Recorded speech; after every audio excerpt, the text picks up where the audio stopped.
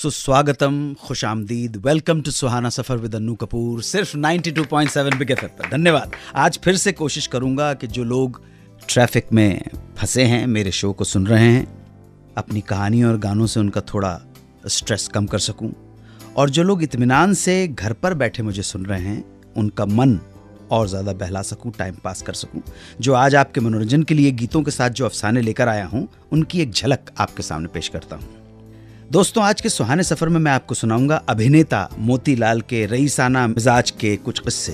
कैसे उन्होंने अपनी दौलत को लापरवाही से खर्च किया और इस लापरवाही का अंजाम क्या हुआ। क्यों एके हंगल जिंदगी भर नहीं भुला पाए उस बच्चे के चेहरे को जो ट्रैफिक सिग्नल पर उनकी गाड़ी के शीशे साफ किया करता था।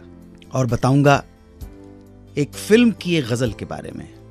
फिल्म दिल की राहें, गजल रस्म उल्फत को निभाएं तो निभाएं कैसे। ये गजल लिखी थी नक्श लायलपुरी ने। ये गजल जितनी यादगार है उतनी ही यादगार है इसके लिखे जाने की कहानी। ये भी आज के ही शो में। और बताऊंगा कि फिल्म नागिन के हिट गीत जिंदगी के देने वाले जिंदगी के लेने वाले, प्रीत मेरी छीन के बता तुझे क्या मिला, इस गाने के कोरस में एक्टर महमूद शामिल थे, लेकिन गाने के लिए नहीं बल्कि सिर्फ होंठ हिलाने के लिए। क्या था ये किस्सा। आज के सुहाने सफर की इब्तिदा बेहतरीन अभिनेता, अजीम फनकार मोतीलाल के किस्से के साथ। मोतीलाल बड़े रईसाना तबीयत के इंसान थे और इनके इसी रईसाना तबीयत के बहुत से किस्से मशहूर हैं। जैसे एक बार उन्होंने चौपाटी पर एक मूंगफली वाले से 1 रुपए की मूंगफली खरीदी और उसके हाथ में पकड़ा दिया 100 रुपए का नोट। जनाब, ये वो जमाना था जब सोना 16 रुपए का 1 तोला हुआ करता था, यानी कि 16 रुपए का 10 ग्राम। तो जाहिर है मूंगफली वाले के पास 100 रुपए के छुट्टे कहां से होते। उसने मोतीलाल से 1 रुपया खुला देने को कहा। मोतीलाल उसे पूरा 100 का नोट पकड़ा कर चले गए, यानी 1 रुपए की मूंगफली और कितने की टिप, 99 रुपीस की टिप।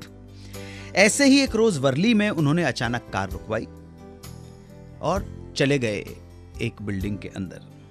करीब 15 मिनट बाद लौटे तो कार में बैठे अपने दोस्त से देरी के लिए माफी मांगते हुए कहने लगे, 80,000 हारने में यार 10 मिनट तो लगेंगे ही। वो बिल्डिंग के अंदर जुआ खेलने गए थे। मोतीलाल के रईसाना मिजाज का एक अंदाज ये भी था कि डर्बी रेस के दौरान his highness Maharaja of Kashmir ने उनसे प्रार्थना की कि वो दौड़ में आए फर्स्ट घोड़े को सम्मानित करने के लिए उसकी लगाम पकड़कर उसे डाइस तक ले चलें। आपको मालूम है मोतीलाल जी का जवाब क्या था? घोड़े की लगाम पकड़ना सईसों का काम है, रईसों का नहीं। अपने करियर के पीक पीरियड में उन्होंने कभी भी पैसे की परवाह नहीं की। जहां दिल किया खर्च किया, या यूं कहें कि लुटाया। पैसा कमाने में मेहनत तो की, मगर उस पैसे को संभाल कर रखने की जरा भी जरूरत नहीं समझी।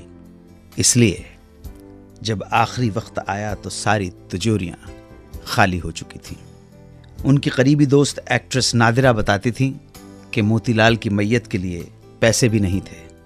चिता में उंडेलने के लिए घी के डब्बे का भी इंतजाम ना के बराबर था।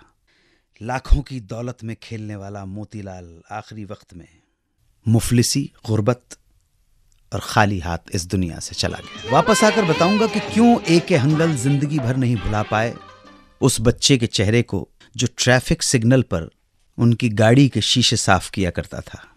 बताऊंगा ये कहानी बड़ी दुख भरी कहानी है। सुनते रहिएगा सुहाना सफर विद अन्नू कपूर, सिर्फ 92.7 बिग एफएम पर। 92.7 बिग एफएम पर आप सुन रहे हैं रेडियो का number 1 show Suhana suffer with Annu Kapoor.